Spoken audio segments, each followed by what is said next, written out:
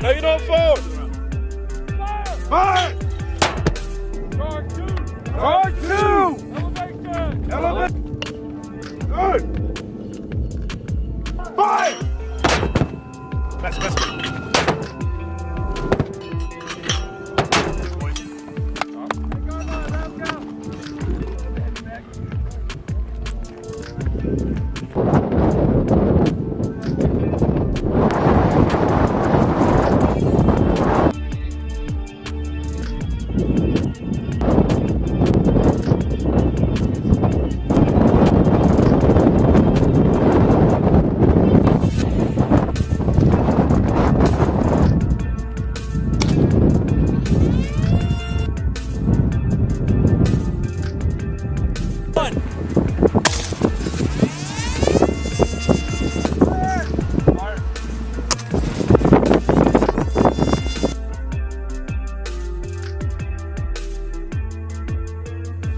Yep, so my platoon was tasked with screening or conducting a screening mission at Fort Hunter Liggett, essentially observing and reporting on enemy movements in the area.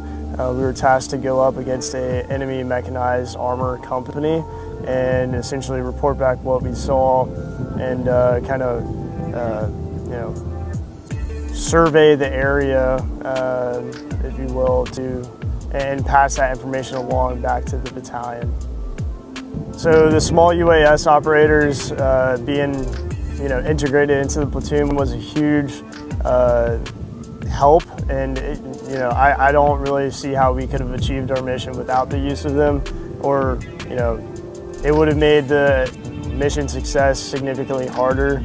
And within minutes you can begin surveying an entire area, looking down avenues of approach for any kind of enemy movement. You can record areas of interest, and upon your return, give that real-time information to that next echelon leader for them to be able to make a more informed decision about flowing in follow-on forces, or it really just gives you a better situational awareness about what's going on within your battle space. So I can't credit them enough for the capabilities that they bring to the platoon. Yeah, so within my platoon we have 3 staff sergeants, very capable staff sergeants who have a significant amount of experience under their belt. So compared to a traditional rifle platoon, they are able to kind of do things a little bit more decentralized. I trust them to push out further and with a significant more amount of commander's intent and less detailed instruction for them to essentially own their part of the battle space.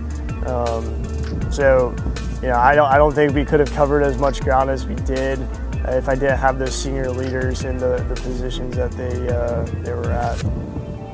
I think this was probably one of the most, this was definitely the first force design exercise that we were operating in such a distributed manner. Before we were working in a distributed manner, it was a little bit smaller scale.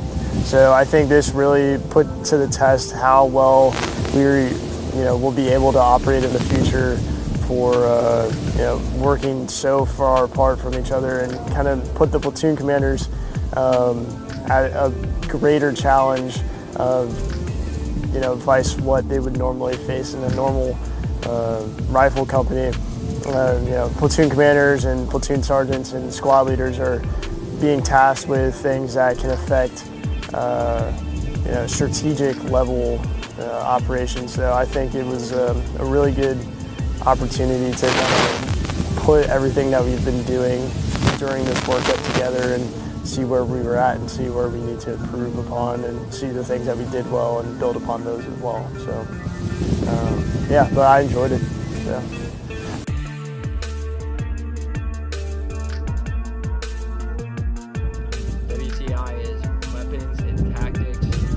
Instructor course, and essentially they're training to create experts in air and ground tactics. this strip map iteration's biggest difference is obviously the terrain, but on top of that, there's more stress on the command elements because they're operating in such big distances between the companies. And at my level, the squad level, the biggest difference is probably tactics between training in the desert and training where we're used to training in the woods. The ranges here in Yuma are more enabling for larger assets, especially on squad ranges. For example, here we did a squad range and we implemented 81mm mortars and 50 caliber machine guns into our squad range, whereas in Lejeune it's unlikely that we get that opportunity. It seems like WTI and strip map kind of bounce off of each other in the sense that they are getting to use us for their training and logistically picking up units and moving them. And for us, it's good training in the sense that we're getting a lot of air time and we're spreading out over larger distances, which is